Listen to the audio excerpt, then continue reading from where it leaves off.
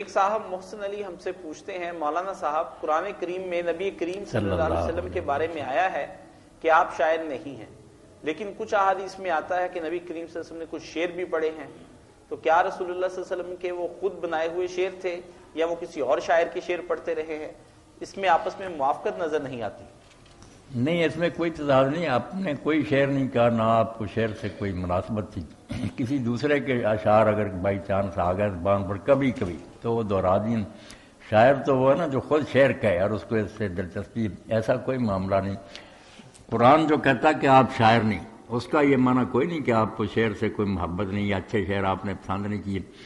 آپ ایک مرتبہ سوار تھے اور راستے میں ایک آپ مسلمان بھی آپ کے ساتھ شامل ہو گیا، وہ جانتا تھا شعر۔ اب اشعار امیہ ابن ابی سلط کے تھے، وہ کافر مراد، وہ اس نے سنانے شروع کی تو آپ نے اتنے پسند کیے کہ جب وہ شعر پڑھا آپ کہتے ہی ہے کچھ اور 100 کے قریب پڑھے اس نے، تو وہاں پھر حضور نے بعد میں فرمایا کہ قریب تھا کہ ایک امیہ بن ابی سلط مسلم ہی ہو جاتا، یہ زبان کا مومن ہے دل کا کافر، ایمان نہیں لایا مگر جو باتیں اس نے کہی نا بین اسلام کے مطابق۔